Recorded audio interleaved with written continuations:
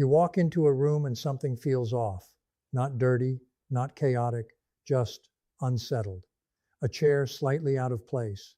A surface holding more than it should. A quiet kind of noise you cannot explain. And without thinking, you adjust it. You clear it. You restore it. Not for appearance, not for anyone else, for you.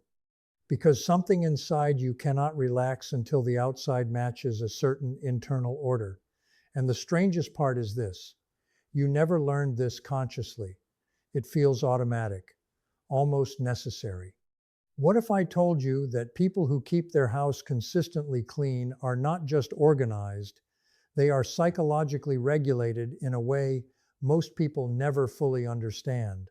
What if this behavior is not about discipline, but about emotional architecture? Stay with me, because by the end of this, you will understand why some people cannot function in chaos, and more importantly, what their environment is silently revealing about their mind. If this already feels like you, drop a 1 in the comments, and do not leave before the final section.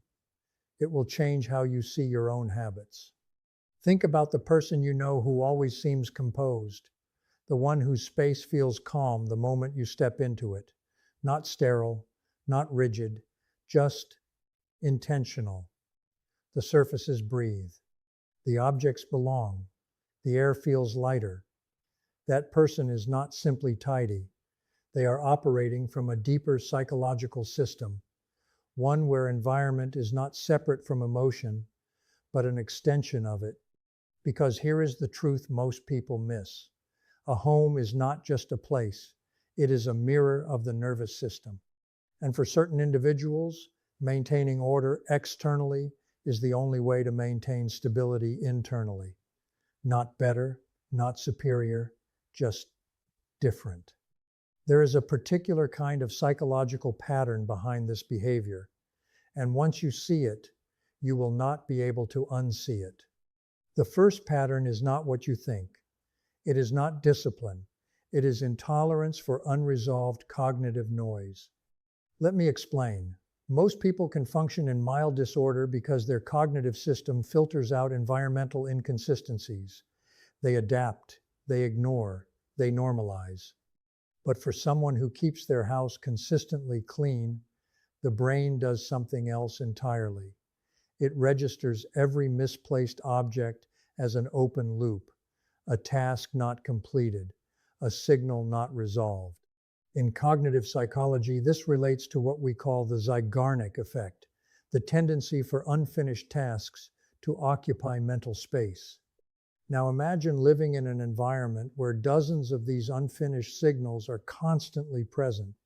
A cup left out, a surface cluttered, a drawer disorganized. Each one is small, but together, they create a low-grade cognitive tension.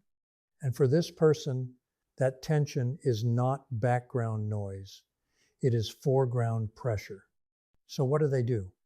They resolve it immediately, methodically, almost instinctively, because leaving it unresolved feels like leaving a thought unfinished in their own mind. And over time, this becomes automatic, not a choice, a necessity. They are not cleaning the house.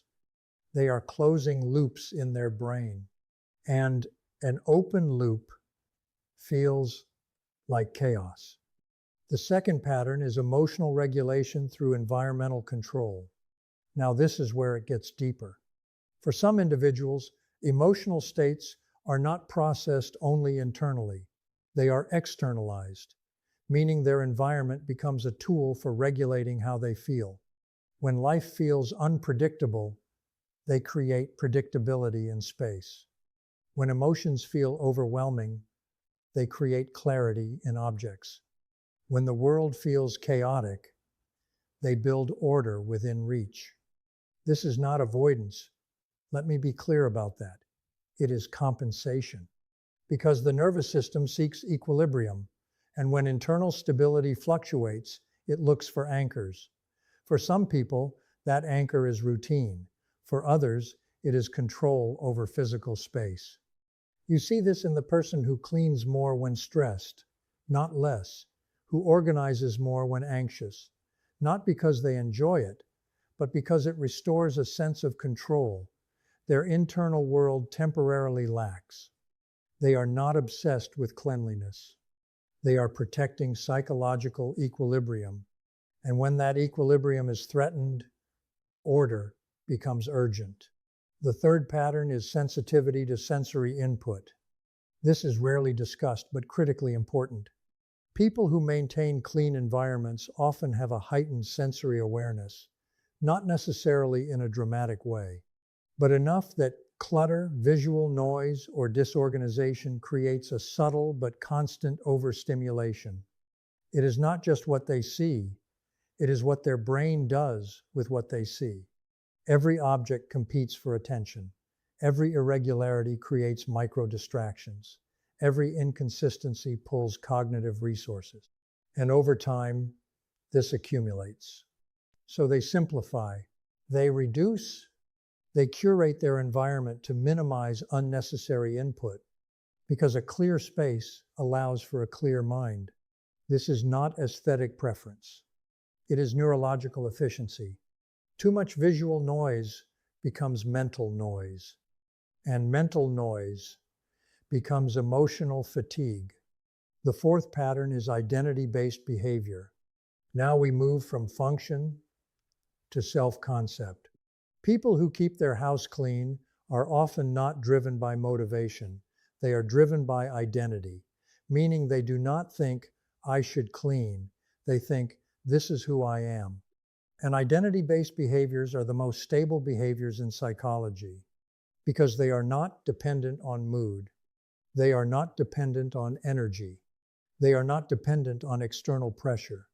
They are integrated into the self. So even on days when they are tired, they maintain it. Even when no one is watching, they maintain it. Because breaking that pattern would feel like breaking alignment with themselves. And here is the deeper layer. This identity is often formed early. Sometimes in environments where control was limited, where stability was inconsistent, where predictability was not guaranteed. So they built it. Internally first, then externally. A clean space became a representation of self-respect, of control, of safety. And over time, it became non-negotiable because losing that order feels like losing themselves. The fifth pattern is future-oriented thinking. This one is subtle, but powerful. People who keep their house clean are often thinking ahead, not obsessively, but consistently. They do not just see the mess, they see what the mess becomes. They understand the compounding nature of neglect. One item left becomes two, two becomes 10, 10 becomes overwhelm. So they intervene early, not because the current state is unbearable, but because the future state is predictable. This is what in psychology we call delayed gratification and executive functioning. The ability to act now, to prevent future discomfort. And this is where most people struggle. Because cleaning is not rewarding in the moment. But for this person, the reward is not the act. It is the prevention of future chaos. They are not reacting to the present. They are managing the future. And that shift changes everything. The sixth pattern, and this is the most misunderstood, is emotional boundary setting through space. Yes, space.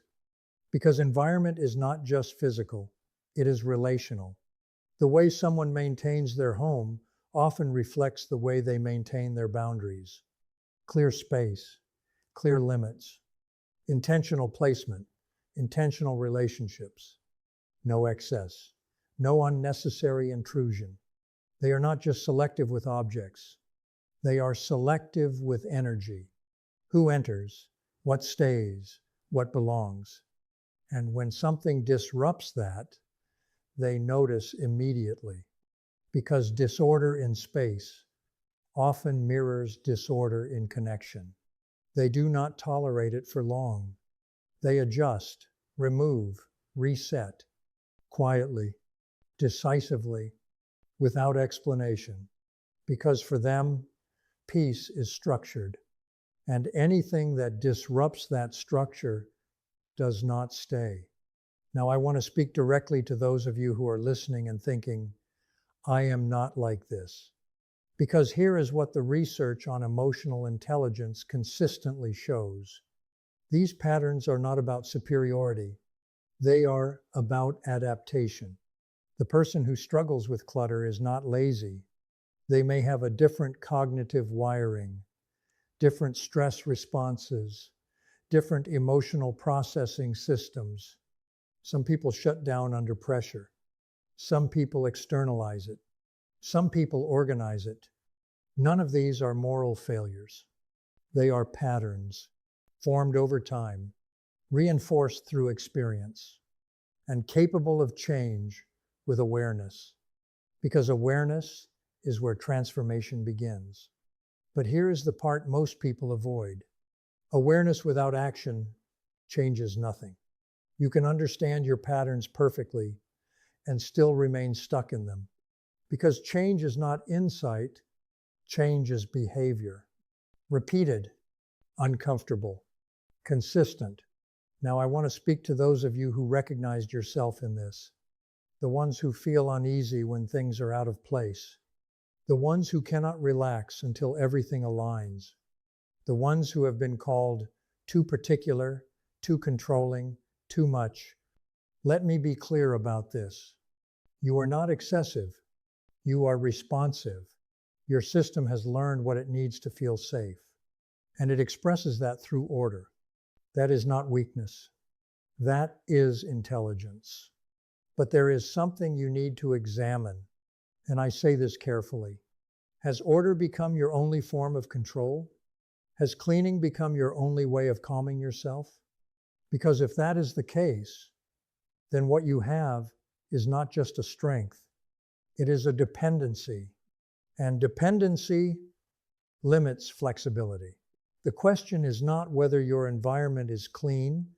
The question is whether your internal state can remain stable, even when it is not.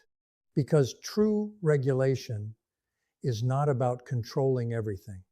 It is about not needing to. And that distinction matters, because life will not always be organized. People will not always be predictable. Situations will not always align. And if your peace depends entirely on external order, then your peace is fragile. So the real question becomes this: are you using order or are you relying on it? Because there is a difference. And understanding that difference is the next level of emotional intelligence. The deepest truth in all of this is simple. The way you maintain your space is the way you maintain your mind. Not perfectly, not completely, but consistently. Because a person who creates clarity in their environment is often seeking clarity within themselves. A person who removes excess is often protecting their energy. A person who maintains order is often building stability. And when you step into their space, you are not just seeing a clean house. You are seeing a regulated system, a disciplined mind, a quiet kind of strength that does not announce itself. It just exists, calm, intentional, unshaken. And if there is one thing worth learning from them, it is not how to clean. It is how to create a life where your external world supports your internal peace. Because at the end of the day, order is not about perfection. It is about alignment. And the people who understand that do not just keep their house clean. They keep their mind clear.